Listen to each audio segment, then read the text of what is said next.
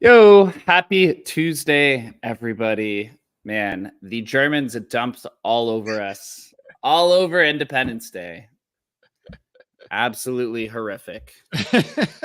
Adam, what'd you do? What'd you do for 4th of July? Well, it's just how low can you go, man? I mean, it's so quick how quickly we turn in crypto, man. It goes from bullish to bearish to end of the world to we could touch 20K again. I mean, maybe, I don't know. It doesn't matter to me, really. I don't watch the majors prices at all. But it is fun to watch on the timeline as people turn like, oh my God, is this over? I mean, I don't know, man. Dude, there's risks, right? Who are the big whales? And governments are big whales, man. And so when they dump, they dump. That they are. Chris, how's your 4th of July, brother? Yo, man, had a pretty good time out in Newport Beach. Just kind of hung out with some friends and things like that, watched some fireworks, and pretty much recovered from that cold. So kind of a good weekend all in all. Did anybody see these like drone fireworks? Did anybody see those? Did you see I did see the badass American Eagle that was playing rock music in the background. Yeah. The last thing I got to say about 4th of July, the thing I fucking live for on 4th of July is you wake up and you see the like most patriotic deep South kind of like American, badassery where it's like people trying to like ride. It's like people trying to ride like a surfboard while grilling, or there's like the roided out dude doing fucking doing a bench press on his boat, or the dude. There was one where it was like some dude had like a farm that was painted like an American flag, and he was like sledding down it to the ramp, just like the like absolute like bane of American existence. Those things I live for on 4th of July. Bro, that's the height of American existence. I mean, I think Zuck behind the wake boat, that kind of that was the meme of the day, right? Zuck is he's got good PR going now, man. I mean, he's really working it. I don't know if you saw the timeline. There was a lot of pushback to Jack the last couple of days. I guess Jack had made some donations or additional donations, and but people were pushing back on. There was a lot of battle between whether or not Jack was good for Bitcoin and freedom. There was a lot of pushback on the timeline. Maybe Jack Dorsey? Why? What'd he do? Well, it's more like what he did during COVID and during silencing a president. And people were like, but he gave $20 million to Bitcoin. And it's like, but I don't know. So that was on my, maybe it's just my timeline. I was seeing this kind of debate happening, but let freedom ring. Right. I mean, he's playing both sides of the spectrum. Maybe he's so scarred from censoring people or being forced to censor people with Twitter that he just went to the complete opposite ends with Satoshi and freedom. And he's a big Noster guy. Although to Jack's credit, he has said, if you go to his like early interviews, I've watched a bunch of them, he does reference Twitter as a protocol versus a platform. And he does make this distinction very often. So there is a possibility that he was forced into this, or he was just overruled on it. But he had always said for a long time that he did view Twitter as a protocol. And now he backs Bitcoin and Nostr, which are protocols. So it is a little bit more in the wheelhouse of the things that he's historically said. Yeah. I mean, we can all only imagine what it's like running a giant company like that, and the pressures and stuff that, you know, you have running that company. And obviously it's not a dictatorship where he can just do whatever he wants. So, or maybe it was, and we have that he actually really wanted to do that, you know? So I don't know. Who knows? Yeah, that's true. I But wouldn't mean, it be funny though, if at the end of all this, like we look back in another decade and the good guy turns out to be like Musk, or turns out to be Zuck, like Zuck turns out to be like a good guy. It's he possible. is open sourcing his AI tools. I know. Maybe it's just like his stab at Sam Altman with OpenAI of taking the counter move. Although particularly a smart play when you think about like the business strategy behind it. If you know you've already lost the AI war, what's the best thing you could do is just open source it and hope that it gets hope the centrality gets cannibalized by the decentralized protocols. Yeah, the dude is, other than Musk, I think he's the best CEO like in the world. He's amazing, man. Yeah. I mean, that's the whole thing of crypto, right? It's this idea of, do you start out decentralized or do you begin centralized and then have this path towards decentralization? You know that decentralized protocols scale pretty horrendously, and it takes a lot longer than this kind of central idea. And when it comes to AI, when you listen to some of the experts, a lot of them are saying like the open source nature of these AI tools are like almost par with OpenAI. And in the crypto space, I guess the only equivalence you has is like, is it on par with the fiat systems, even though these have, you know, decades or centuries of a head start there. Yeah. So right, stable coins I would say are like pretty close already to what the dollar can do, although none of those are decentralized. Yeah. Work in progress, right, man? Work in fucking progress, dude. It's yeah, it's amazing. I mean, it's funny you mentioned AI because just this morning, you know, I did sign up for Eric Voorhees Venice. You know, I don't know if you've tried it out yet. Do you have an AI tool? Yeah, it's an AI tool. Basically, what he's doing is it gives you an interface where you can use a few different AIs, the open source AIs that you would normally have to run on your computer, right? Or you would have to figure them out yourself to run them yourself. And so they've kind of created this infrastructure where you can use them without any of the hassles. And in theory, so he says, is that they're not collecting any data, right? So none of the data is pushed to them. You know, all the queries happen on your local computer, which I can totally get behind because I can see, I mean, that's why I did. I paid for the premium and stuff. Because, and it's, just to be clear, I also have OpenAI and it's not as good as OpenAI. Like part of it for me is like testing, like which ones work, and OpenAI is like, it's superior 100%. But Venice does let you do certain things, which is like, you can say, hey, create me an image of Elon Musk, you know, surfing, right? And it'll do it, while ChatGPT will not do that sort of stuff. So it's pretty interesting. Yeah, it really is. So outside of the German government, who has dumped, I think, almost 24,000 Bitcoin, I think they have around 18,000 left. I'm assuming they probably got to fund war efforts or something. I don't know. Like, I mean, they're literally one of the biggest backers to the Ukraine army. So, can't they just print more money? They don't need to sell the Bitcoin. You just print more money. Everybody knows this, dude. Hey, when your back's against the wall, or you know, you're running a kind of liberal regime, and you got to back the Ukraine kind of war effort. I guess maybe this is the funds. I don't know. I'm just speculating here. I mean, they dumped a ton. The funniest part is, you know, both governments, the US government and the German government, that are dumping these Bitcoins are both from recovered theft. They're both from efforts of recovering quote unquote stolen funds. And then they just go ahead and dump it. I can see this being just a larger trend overall of the US government coming in and seizing citizens or quote unquote stolen Bitcoins and sending these people to prison and then just dumping it on the open market over and over again. So I don't think this is going to be the last time this happens, honestly. No, yeah, not at all. Not at all. We'll see. I mean, it's Chip. I mean, the US, Chris, do you know how much the US still has a crap ton? A lot. Yeah. Yeah, a ton. To me, it just seems completely coordinated, to be honest. I mean, it was a holiday weekend, basically the lowest liquidity environment that we've had in months. And all of a sudden, they just unload insane clips for just kind of out of the blue. They didn't even bother to source buyers, OTC, or anything like that. And they all just seemed to start right in the beginning of July, all at once. So it seemed like a completely coordinated effort. It kind of seems like more of a news headline than anything to me, because I think the market's been absorbing it pretty well. But I think it's definitely coordinated. I don't think it's just by chance that they all decided to wake up and unload crazy clips into the market when no one else was buying. Yeah, I saw it was like 900 million or 950 million the German government dumped in one single day. That's a pretty good absorption of only sending it down to 54K, right? I mean, that's, to me, like, if someone's gonna literally market sell $1 billion, like, you think it would just be like the most vicious rent candle of all time. In like old crypto days, that's what it would be. Just in itself, though, like, how insane is that?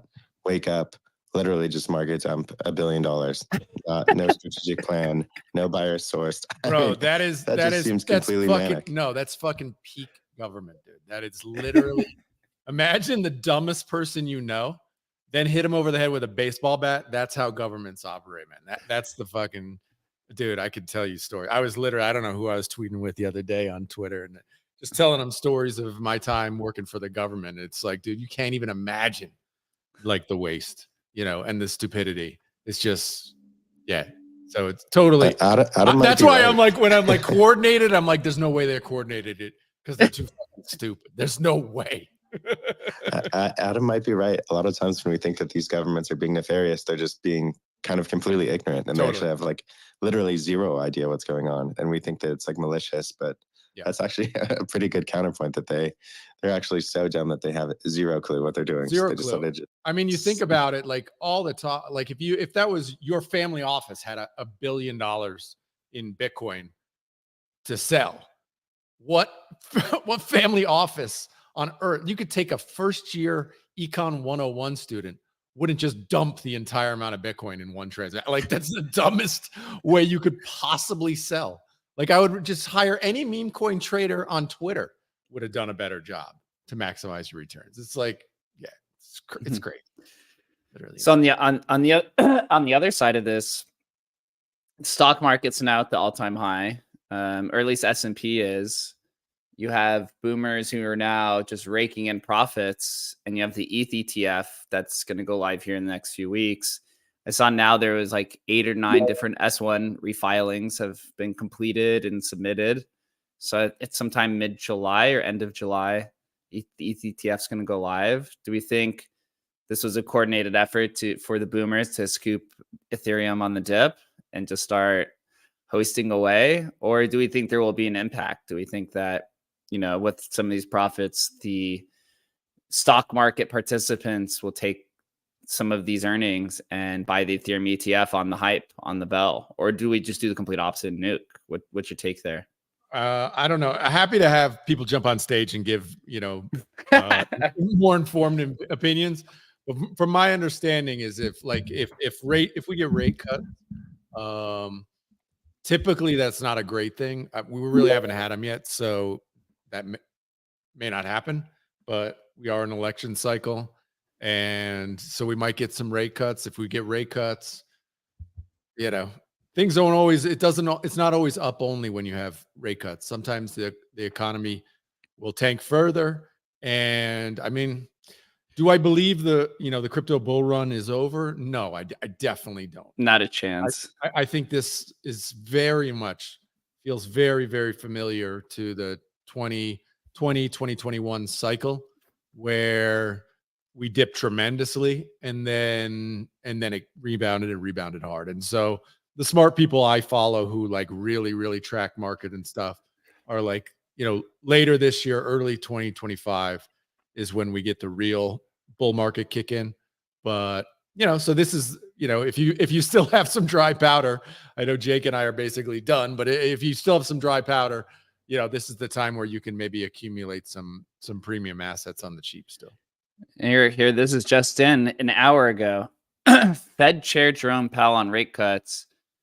Fed Chair Jerome Powell states that current data does not provide the necessary confidence in the inflation path required for the Federal Reserve to consider cutting rates. I honestly couldn't even tell if is that good or bad. I can't tell. Simply Bitcoin just says that this means that Jerome Powell wants to cut rates soon, saying more good data would strengthen our confidence that inflation is moving towards 2%. So everybody's excited about the first rate cut, which is expected in September. So from what I'm hearing is that we're not going to get a rate cut this month, but if the numbers keep going down or if data supports it, we'll get some rate cuts. And as we know, this is what the stock market's obviously pricing in. And I think this is what the crypto people need to price in. Although crypto's generally front runs the stock market. So I'm kind of surprised here. Or maybe just the stock market's going to get a dip before we go back up. Well, certainly we've never seen the kind of real decoupling that people thought Bitcoin would be and crypto in general would be from the market. Like we've never seen that decouple, right? So if the market, you know, tanks, crypto's probably going to tank too, right? It's like, but if the market rips, you know, crypto in theory should rip too. I mean, I definitely subscribe to like crypto is like this asset under the stock market. So like once stocks pump, you know, crypto pumps after. That definitely is kind of tracked over time. I mean, in theory, with all this money printing, you know, if you hold crypto bags, and I know a lot of us hold them for longer term, you should be good long term. Like there's just, how could you not be good in this money printing environment? But it can get bumpy as fuck in the short term, man. And my poor meme coin friends were brutalized. They're horrendous. I mean, if you just think about like the overall crypto market, I would say this is honestly similar to, like maybe towards the end of 2020, beginning of 2021. Like what if ordinals and meme coins was essentially the equivalent of DeFi summer? Mm-hmm. And then the run up to, you know, the all-time high. And now we're just kind of hanging out. This is the first time ever that Bitcoin hit the all-time high before the halving. Yep. So, you know, we're in a quote unquote new paradigm, I guess, as people say, because of the ETF inflows. We'll see what happens with ETH. If ETH kind of follows the same BTC inflows and you get just this big market surge, or what if ETH just, you know, lays a duck? Although I said this last week, with ETH, you're not going to get dumped on by the German government or Mount Gox estate or the US government because they don't have any of this quote unquote confiscated Ethereum, right? Because ETH people are smart and they just put their shit through Tornado Cash. They don't need to get caught like Bitcoiners who live in the simple world, right? ETH people are living a little bit on the right curve, I should per se.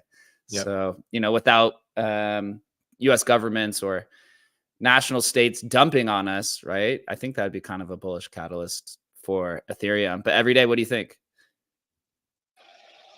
Hey, Jake, Adam, Chris. Yeah, thanks for bringing me up. I've got some insider sources. Actually, it was definitely an orchestrated, coordinated attack to sell all that Bitcoin. I don't know whether you saw the news. The German government owns a lot of Spells of Genesis. No, not even joking. They own a lot of the supply and they're vaulting Emblem vaults like crazy. Like they're sending, I saw people logging into Rare Pepe wallet, you know, with the German IP address, and they're sending. Now the fees are low, so they're vaulting them like crazy. But anyway, that's between us. That's between us folks in the space. Everybody knows that the Mount Gox hack, you know, one of the big takeaways was, other than Bitcoin, the second biggest, you know, items stolen were Rare Pepes. Everybody knows that, right? So exactly. No, they got to find a way to move. 120 Nakamotos were part of the Mount Gox hacks now. Speaking of Spells of Genesis, I saw Shaban coming out. I'm seeing Shaban now put a little bit more emphasis, a little bit more focus on counterparty. I think he's building a counterparty marketplace. He said yesterday, your voice matters, shaping Counterparty 2.0. We're collecting crucial insights to build a stronger ecosystem. Whether you're creator, collector, or investor, your experience is valuable. And it's funny, you like go through these comments asking like what people want for this Counterparty 2.0. And it's kind of the same thing we've all been saying. You know, Skrilla saying the number one priority is to protect XCP assets. And he said, the priority for me is protect all XCP assets as they have been and shall be. The number two is making XCP assets integrate with Bitcoin marketplaces. So they just want native PSBTs. And then you see some other people come down here. They want PSBTs. They want a native wallet or mobile extension wallet compatible with ME. That obviously comes with the same thing. And then they want metadata and minting, or they want metadata fields while they're minting their Counterparty tokens. Honestly, I thought this was going to get a little bit more post. You go to his forum. I'll pull it up here for the live streamers just so we could kind of see what he's working for. So he says here, you know, that you're helping shape Counterparty. We at Eversoft Dream are excited to embark on the next chapter. Rest assured, your privacy is our priority. And he comes in and it's literally all kind of like the basic things. They're just kind of gathering information. Adam, are you bullish or bearish on this native Counterparty marketplace? Do you think Shaban will be first to the market? Do you think Magic Eden's going to come in? Do you think Magic Eden will even care, to be honest? What's your full take on it? I mean, to be frank, and I love Shaban, right? I mean, obviously, and he's been a great friend to both of us, the show, and the entire space. But I don't think he's the right person to bring like a Counterparty marketplace and make it super successful. Just because it's super hard, right? I mean, marketplaces are hard, dude. Hard as hell, and to get attention and everything around it, like it's really, really hard. And so, you know, preferably it's okay. Magic Eden, the Counterparty devs can work with Magic Eden to make this happen. Like that's the ideal situation, right? Because then you have the eyeballs already built in, and you're just bringing these new assets to Magic Eden. That's ideal. I think that's what they should really focus on, is integration into an existing marketplaces, right? Because obviously Magic Eden could be replaced as well, right? But just for, you know, to Skrilla's point there, okay, how can we maximize the existing assets, make sure those are maintained, provenance, all that stuff stays the exact same, but then it's just able to integrate into whatever kind of marketplaces grow, you know, and you know, happen in the future, right? And I think honestly that's what we're doing, right? Like, what is going to be the best marketplace for NFTs in 5 years? It's probably not going to be Magic Eden. Like history tells us these are going to get eaten, chewed up, and spit out, right? And so I think what we're trying to build is that marketplace, but we're also building the tools necessary for whoever builds the most successful next marketplace. We're going to be a big part of it, right? So, but that would be my advice to Shaban is just make it easy for everybody. Yeah, the Counterparty community is a little bit smaller compared to the ordinal degens, which are much smaller compared to the Solana degens, which are a fraction to the Ethereum NFT degens, right? It's just like it's a what's that like three-headed dragon called? I forget what are those monsters called? It's like I don't know, it's like a blue eyes white dragon. That's what I'm going with for this time. That's a three-headed dragon.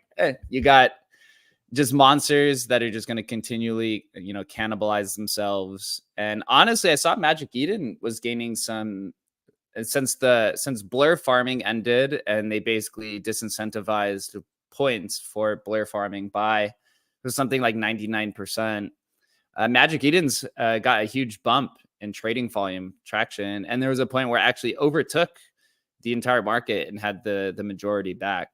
So it makes you wonder, once these farmers leave the ecosystem, will we start to get a healthy kind of NFT revitalization back?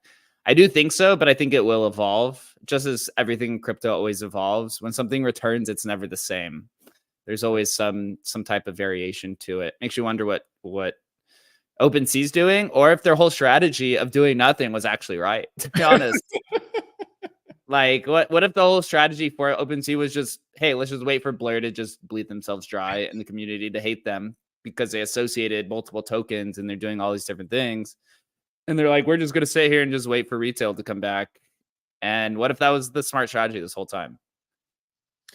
Hey, maybe if they're protecting their runway and they've got a couple $100 million sitting there and they could wait it all out, and could be.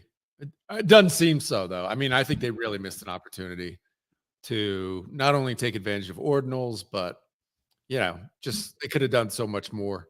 You know, they could have been what Magic Eden was. I mean, we were talking about it at the start of ordinals. Why isn't OpenSea moving into this? Why aren't they more active? Why aren't they trying to do something, you know, a little outside of the box?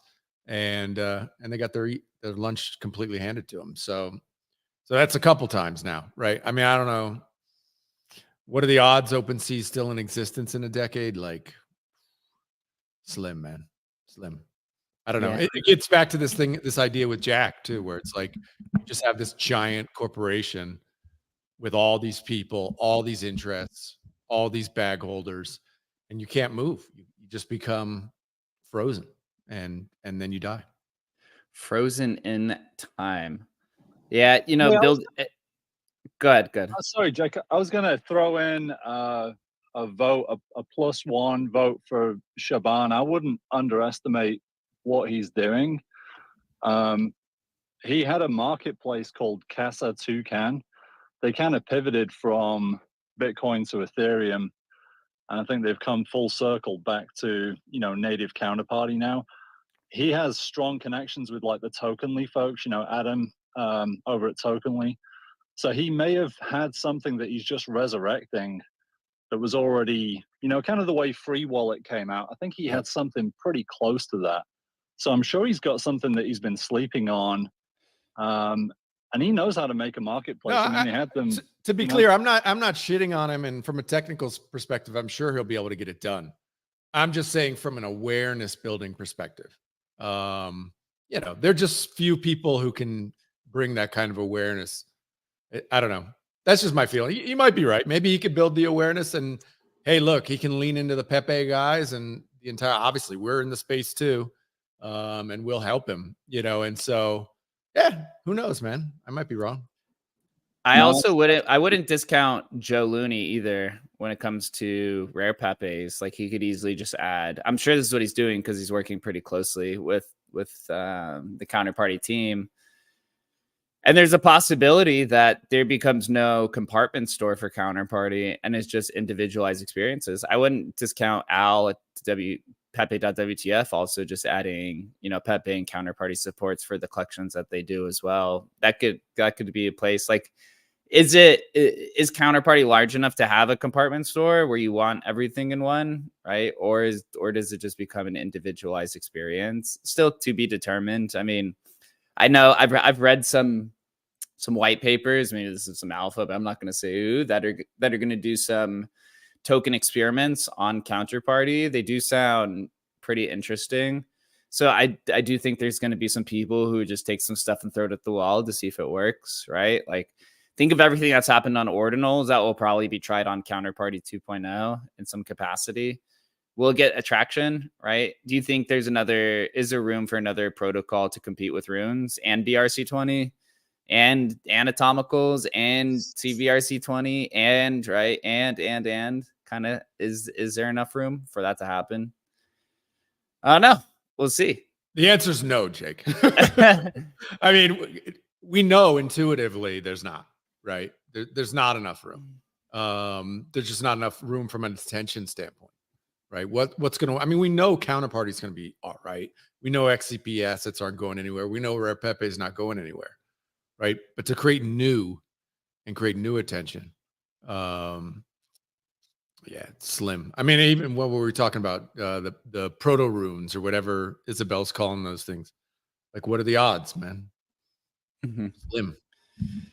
Speaking of new, this is off topic from counterparty itself, but something that I was watching yesterday, and this is in the realm of celeb coins, or are we onboarding the masses? Yesterday, Thread Guy, who's a good buddy, I was actually the first person to interview him when he broke 10,000 followers, interviewed Andrew Tate yesterday. Amazing, yeah. 3.5-hour podcast. I actually sat there and listened to every minute of this entire podcast. Cool. I was pretty impressed by it. Honestly, first for Thread Guy taking it on, I think the people who were shouting at him for interviewing somebody is just like, completely immature. Like if you can't sit down and, interview somebody and even if you disagree with them, then, you're probably not going to make it in life. Like you're going to just be kind of an extremist. I was actually quite impressed by Andrew Tate's knowledge of the crypto industry and just like some other kind of spaces as well. I know he's a highly controversial figure, but when they get into the crypto conversations, he takes the things that Thread Guy says and actually spits back more in-depth knowledge and information about it. So he said that Andrew Tate says he's been in the space since 2017, since that bull run. Talks about how he made a bunch of money off PancakeSwap, was like his biggest win. But I thought it was a pretty solid interview, and he talks about one of the main points. One of the tokens he's going to create is called I forget what the token name is, but his whole thesis of crypto, which is kind of interesting, and maybe we'll sit and talk about this. I do think he has a lot of valid points to the entire thesis. He shot on crypto. The whole thesis is he shot on crypto for a long time, but he's been a fan of it. He owns a bunch of Bitcoin. He claims hundreds of millions of dollars of Bitcoin. He claims, but he said that he entered back into the crypto space. He said first he wanted to look in and see what was happening. And he said the crypto space has become, a bunch of dorks, quote unquote. And he says that the anonymous nature has turned everyone into basically thieves, where everyone is essentially just stealing from each other. And he says there's no substance that exists in the crypto industry right now. And he said there are some credible people, but the way that it's evolved since he's entered the space, is quite depressing. And if you know how Andrew Tate's kind of model, if he has like his Andrew Tate University, and his whole vision is, creating men, creating brotherhood, hard work. You have to earn hard work. And he says in crypto and in early tech, these people who become very wealthy at 18 years old is doing a massive disservice to society, because these people then don't know how to communicate with women. They don't know how to just have common social skills, right? They aren't creating any type of value to society. And so he's going to create his own token and integrate it into his own university, where his university, I guess, has like different levels to where you have to work out, you have to create a brotherhood, right? You go talk to women, you could like you have to go, get a job or do this like hard work and different types of like real world skills. And he's going to basically airdrop this token to all the people who participate in his university.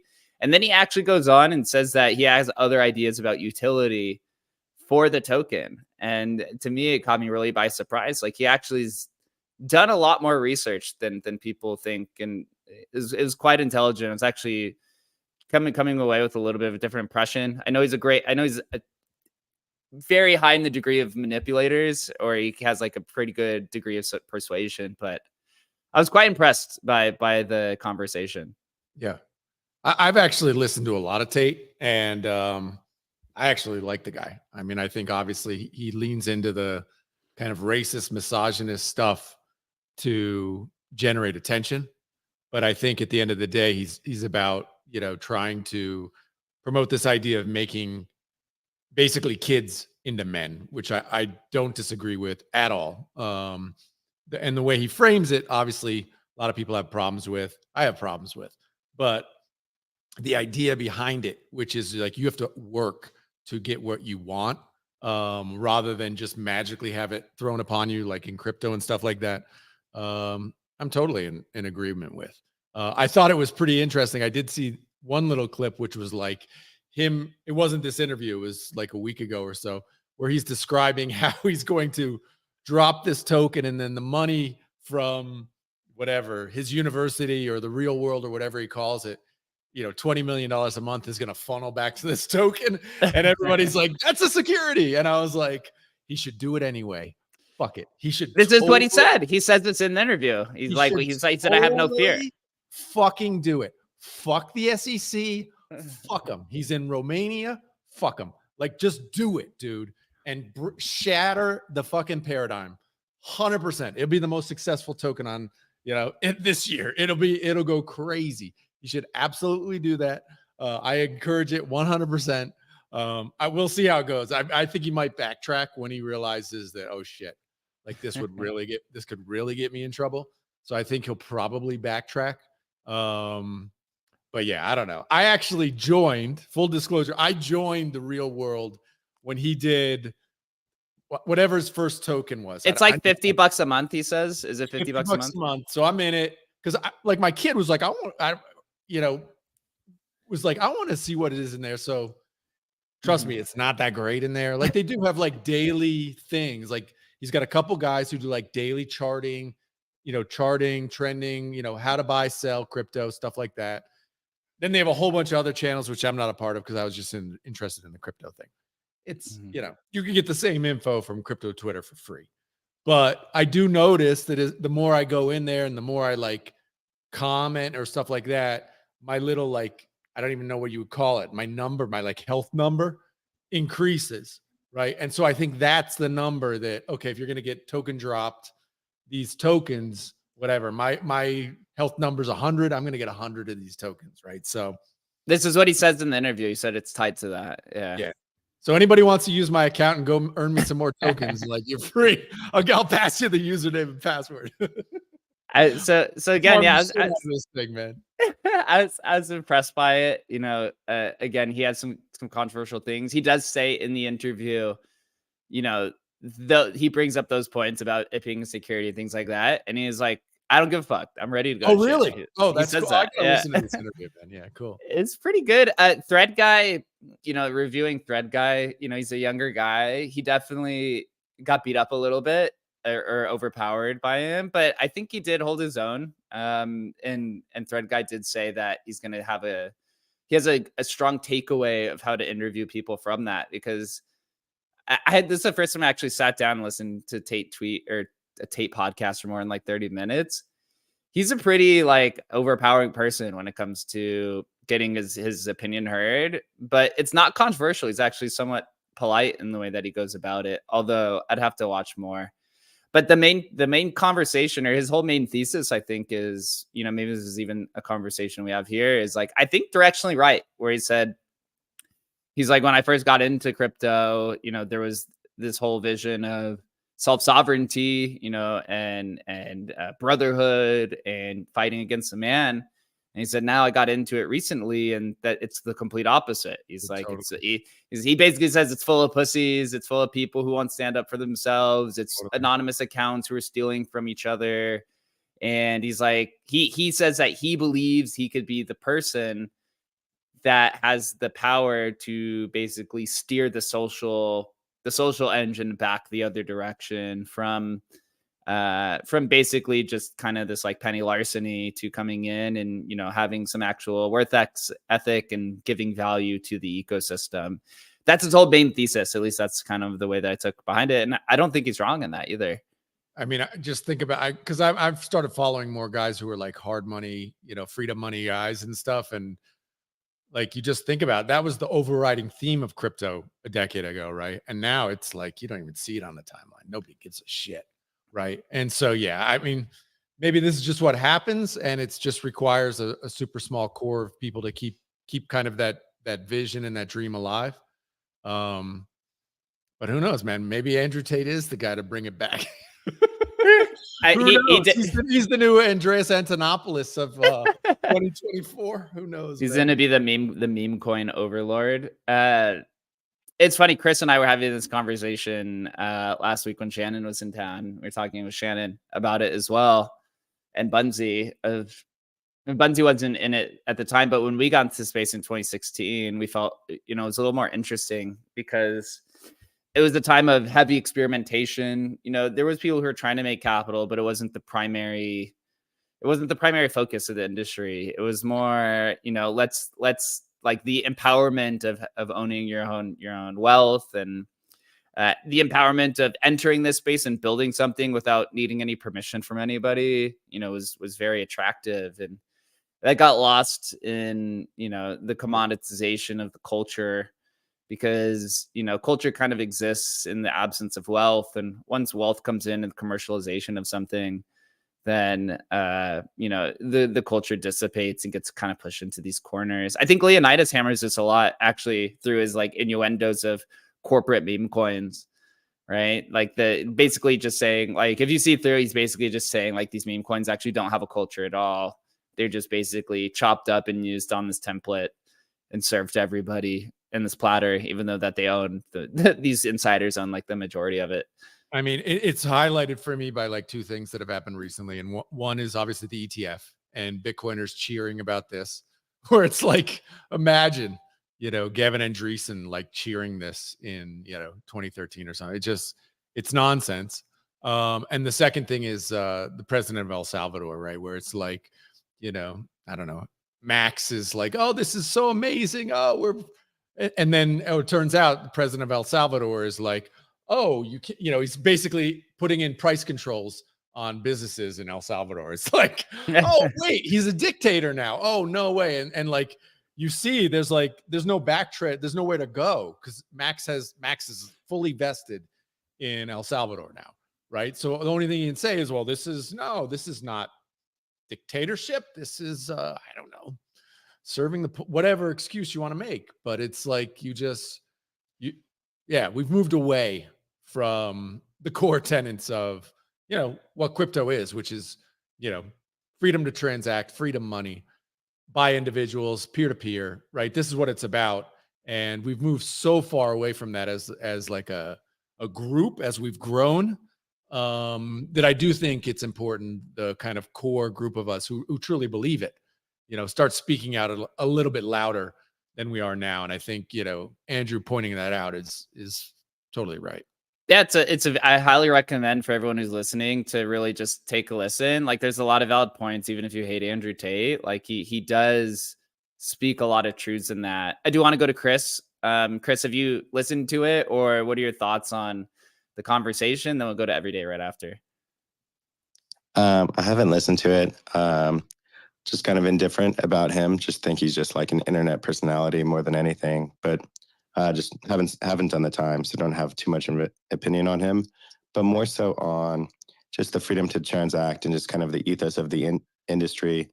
I clearly, you know, align with Adam and Jake on this totally. But, you know, in order for the industry to grow, we just kind of had to broaden our sales and, you know, really kind of appeal to more people. But the technology is the only thing that matters, and that's that the technology itself inherently allows freedom.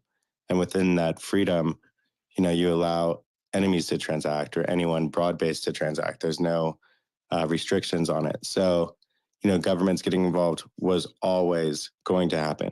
And, you know, ETFs and different wrappers were always going to happen. And I don't think that takes away from the ethos of the industry. I think it's just another entity that's using freedom money for whatever their beliefs are. But it doesn't inherently change anything to do with the technology. And it doesn't limit, you know, the freedom that we have to transact within the industry itself. So I think that anyone that kind of takes the view that governments getting involved in crypto is somehow antithetical to crypto, I don't actually agree with that. I think that, you know, crypto is for everybody. You're able to use it however you'd like to use it. And I think, you know, big governments were always going to get involved in the biggest way possible. So I don't think that we're going down a wrong path. I think just as long as the technology itself is intact, to which it seems to be, obviously Bitcoin Core is still Bitcoin Core. You know, you still have self-hosted wallets, if that's what you would like to call them. Freedom to transact is still, you know, more powerful and more available to anyone than it's ever been. So I think that we're on the right path. Yeah, that is a very good point. Maybe the ETFs are the biggest Bitcoin L2 now. They've overtaken the exchanges. Yeah, very good point, Chris. Yeah, everything is freedom. Maybe the point of Tate, or the point of other people in the industry, is that the freedom or the conversation of self-sovereignty is now second, right? It's the second conversation to profiting, which is obviously they're using, which is obviously, you know, everyone's has the the self-sovereignty and freedom to do whatever they want. But I think one of the issues is the education or the virtues of that gets missed. And I think there are some individuals or people, rightfully so as well, fear that that messaging, that underlying messaging and values will not be transferred to those who come in with kind of just a profit motive, which is completely okay. Yeah. It's just to like that idea of like not falling back into a kind of the like a revised trap of the same thing before. Yeah, it's like, and I totally agree with what Chris said. My kind of like my what I'd like to think about, like a question I pose to myself is, if Bitcoin or whatever money is going to be the freedom money, if it didn't go up in price at all, or I think I framed the question on Twitter before, is if Bitcoin went down to 10,000, but it became the freedom money for the world, would you be okay with it? Right? I would be totally okay with that. Right? But the Bitcoiners in my comments are just like, well, that's not possible, because when it's freedom money, it has to go up in value because it has to replace. And I'm like, I understand that. Right? I understand. But do you understand what I'm saying? If you couldn't profit from it, would you exchange that nonprofit where you don't make money off of this, but it becomes the freedom money for the world? Would you be okay with that? Right. And I think that is like the core value that I'm just trying to. Mm-hmm. Yeah, totally agree. And another thing with Tate though is, he talks about freedom, but then he has a huge problem with anonymity, right? And he doesn't like when people are anonymous or when they want to transact anonymously. He thinks everybody should put a face to their name and things like that. So everyone just has different views on like what freedom means and things of that nature. 100%. So I always think that anyone that's kind of anti-anonymity is kind of anti-freedom inherently. So it just kind of, they just love to kind of, I just think Andrew Tate's kind of just like an old age. He's a boomer. You know what I mean? Just like a stereotypical salesman that just kind of like flexes wealth and tries to get people to buy his course just like anyone else would. I don't really think there's anything different than that. Yeah, he does bring that point up as well about being anti-anonymous. That's like a good 10-15 minute segment in there. So that is a good point. Everyday, what's your thoughts? Yeah, hey, I watched the interview, and I'm one of the people he was talking about. I stay anonymous, but I don't rug people. I'm not dishonest. I have a wife, and I would 100% not talk to her the way that Andrew Tate talks to women. I think, in terms of like, if you want to get advice on how to talk to women, you'd be better off giving Sam Bankman-Fried a call. His takes on women are horrible. Like, I wouldn't want my wife to watch that interview because she was like, "What are you listening to? You've been listening to that thing for hours." I'm like, "Oh, it's just a thing on Twitter." Like, she would hate his takes on women. So I disagree with that part of it. I thought he's controversial, right? That's how he gets attention. But I can't agree with some of it. Yeah. It's interesting the way I think about anonymous, and this was kind of told to me by I don't know if I've shared this story before, but Robeck from Curio Cards, who is like the semi-anonymous person. When I interviewed him for my podcast years and years ago now, and we got into this talk about anonymous, and he said actually what anonymous for him, and this is, I know, true for a lot of people online, is when you're actually anonymous, like on Twitter here, you're actually getting their real self. So if you're seeing an anonymous person on Twitter and they're racist or misogynistic or whatever, you're actually seeing that's the real person, or they're a scammer. You're seeing the real person. They're using that anonymity so that they can actually be the real person that they are, right? Well, if they had to have, if it was LinkedIn and they had their regular PFP of their face and, this sort of stuff, then you're getting a mask. So actually, anonymous people on the internet are actually showing their true nature rather than hiding their true nature more than likely. So I actually look at it the other way when it comes to anonymous people on Twitter, is that they're exposing themselves for who they are when they're anonymous, good or bad. So yeah, I look at it a little bit different than Tate probably does. Well, this is what they say with wealth as well, right? When you hand an individual money, and then they can go act on their own, discretion and go spend it on whatever they want. It just amplifies the already, the internal, mechanisms or the personality that they possess already. So it is kind of the same degree.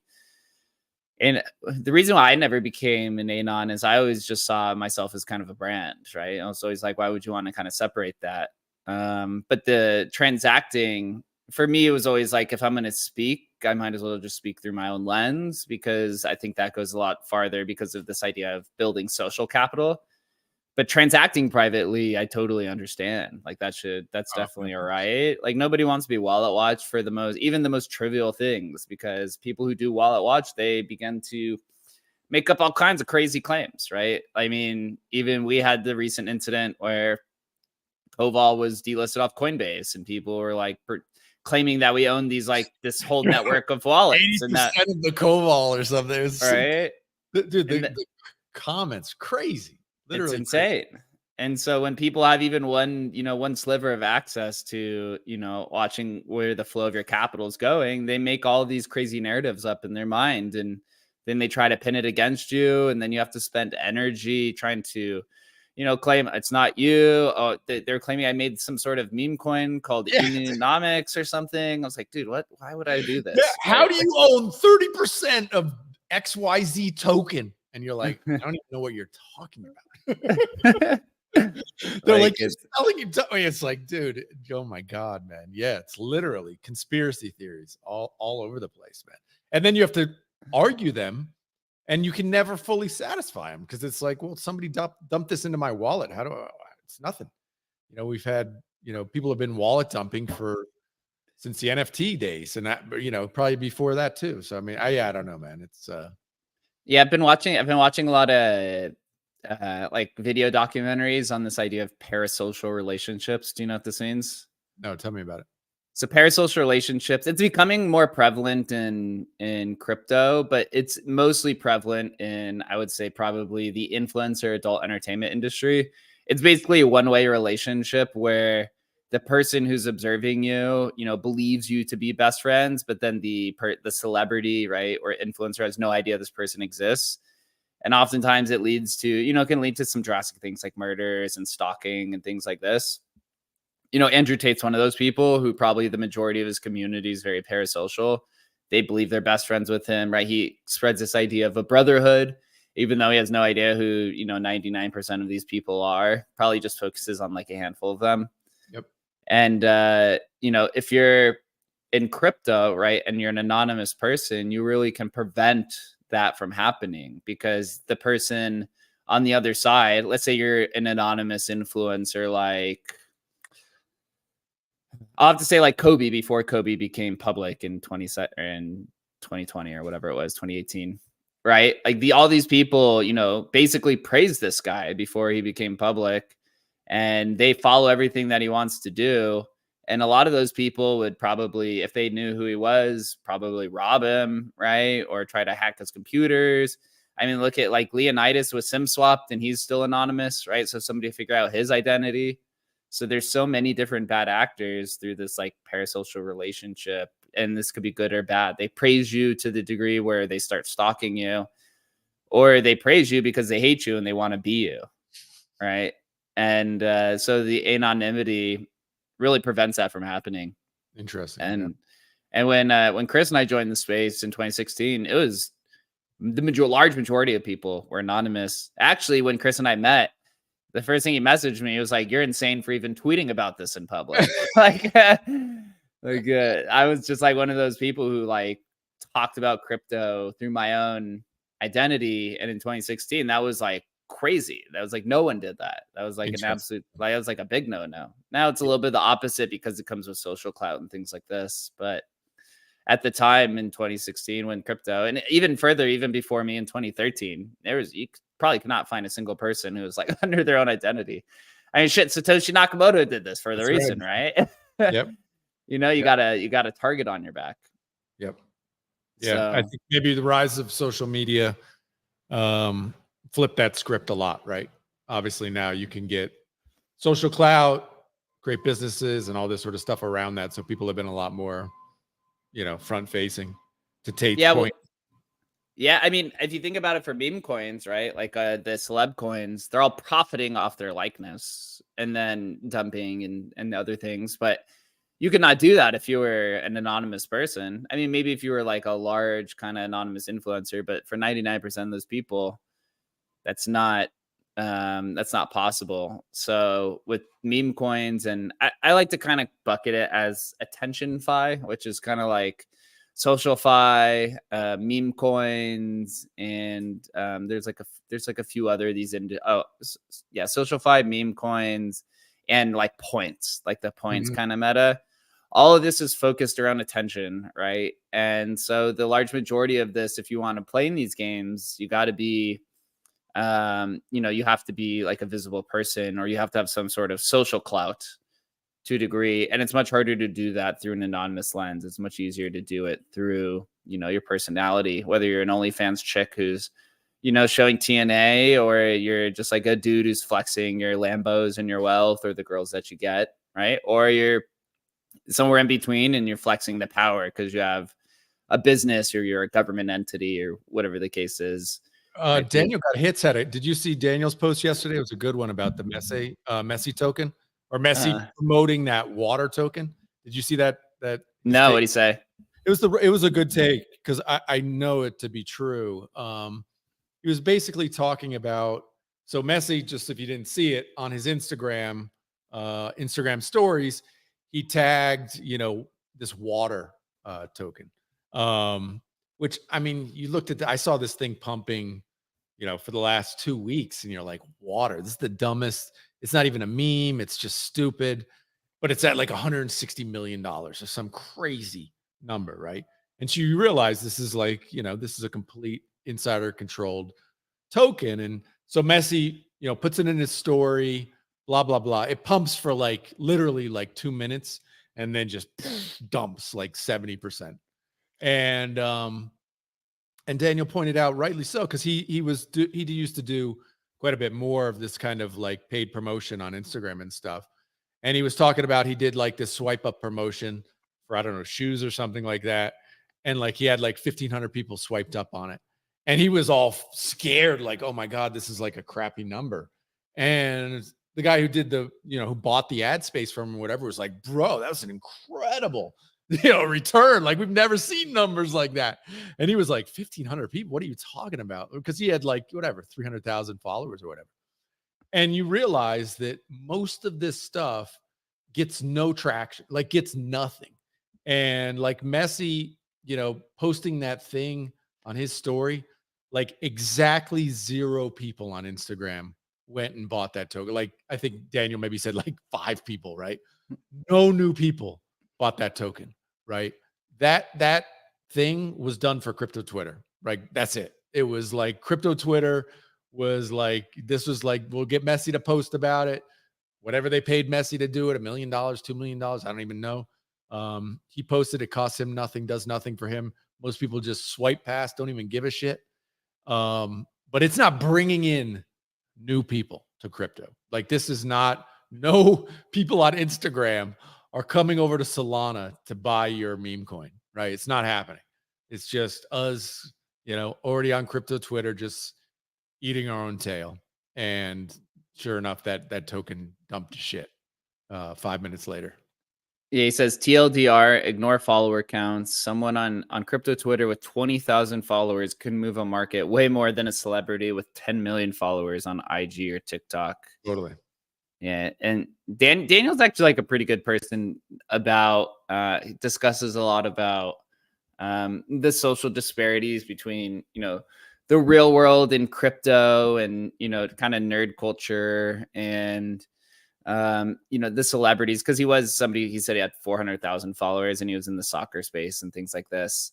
And also just this idea of like speaking freely, like he does really good. He's like one of my favorite follows for this type of stuff. So yeah, it's really a good point. At the end of the day, the celebs coin stuff, I don't think it's going to go away. It's going to evolve. And my question is like, how does it evolve?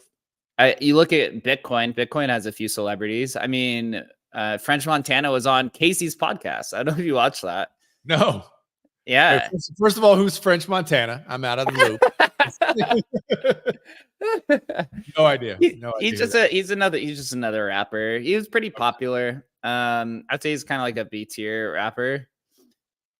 Him and Kate. So he goes on Casey's podcast with Casey's girlfriend, Erin, and you just listen to like the conversation that they have, and it's not they don't really talk about wealth or like the flashiness. Like Casey actually gets into kind of the bottom of, freedom, why Bitcoin, how'd you get into it, and kind of more of the like ideals. And you listen to those conversations.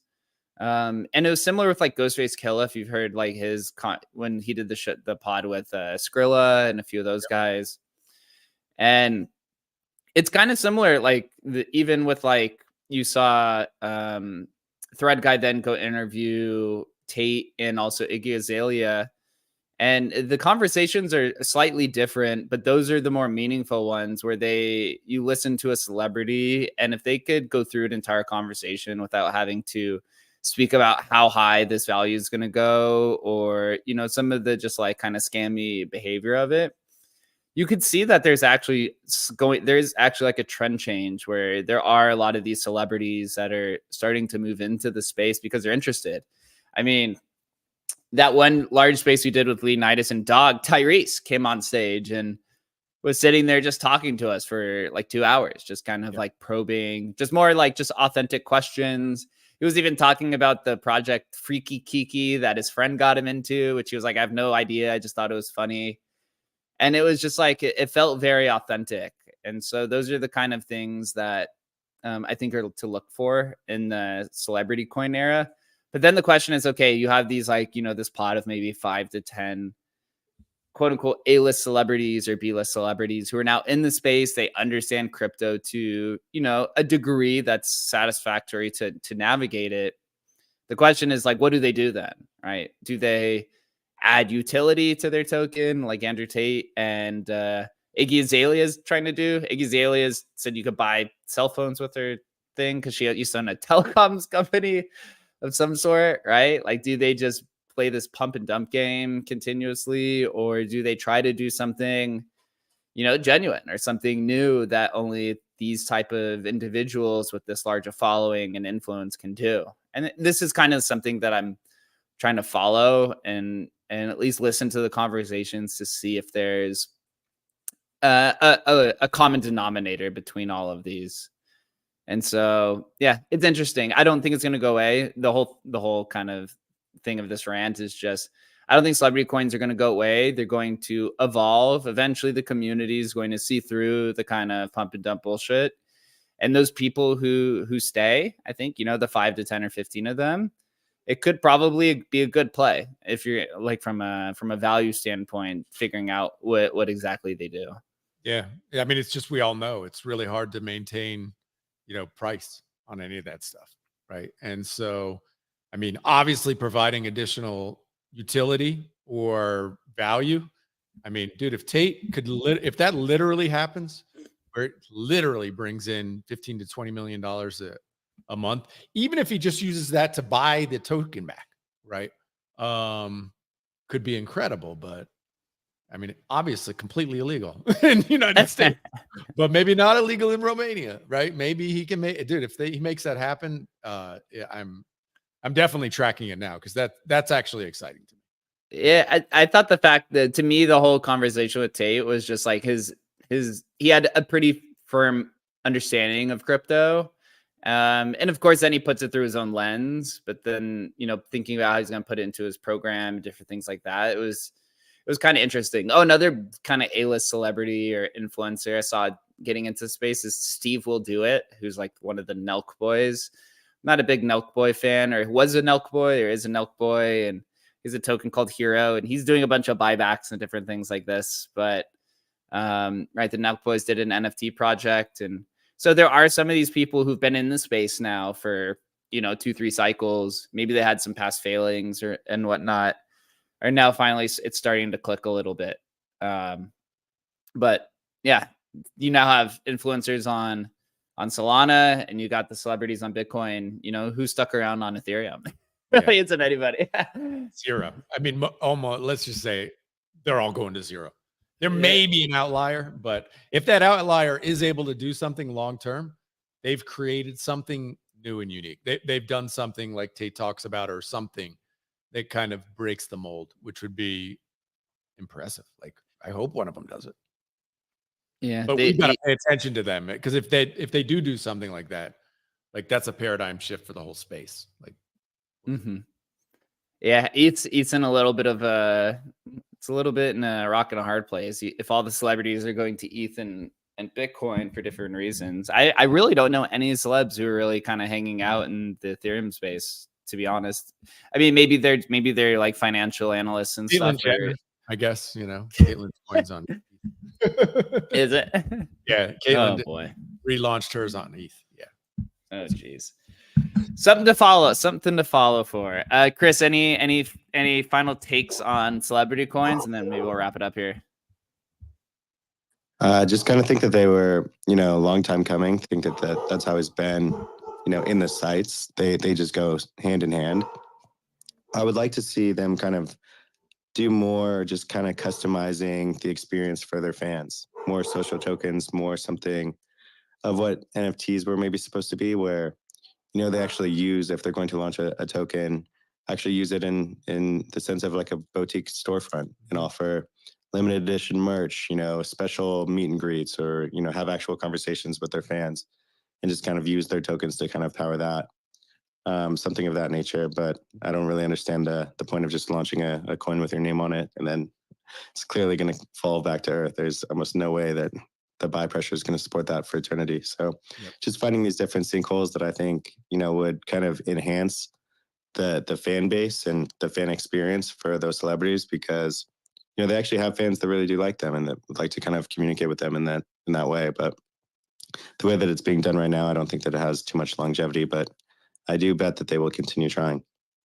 Yep. Yeah, I completely agree. Oh, the two celebrities I thought of for ETH really are Gary Vee and Mark Cuban, I guess, are like the two that are kind of hanging out there. So maybe a little bit more on the tech entrepreneur side for the Ethereum community. But solid conversation to start the week. I always love talking about, social, geopolitics, culture, although I'm not an expert in any of these, to kind of just like take a breather, especially during this downturn, and to really kind of assess the market. I think it's really important. I put this post out today that, in uptrends, I think Twitter Spaces are like the best kind of form of communication. And then in downtrends, like podcasts and basically like information type things are the most useful.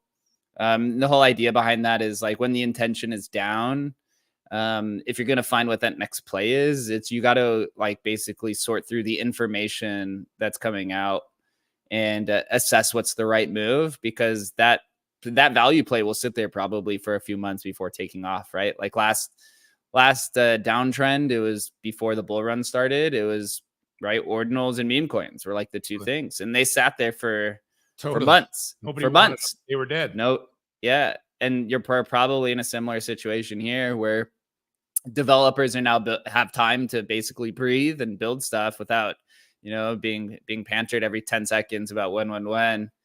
And so there's going to be some of these plays, and like today I was listening to all the whole crypto podcast circus today. All the episodes were about restaking, right? So it's like, obviously there's some asymmetry there. If every single credible crypto podcast talking about restaking, obviously something big is going to happen there, right? So I would just say, during this like next few months, for everyone that's listening, is really kind of just look around and, take some independent plays, really find out, what really you're interested in.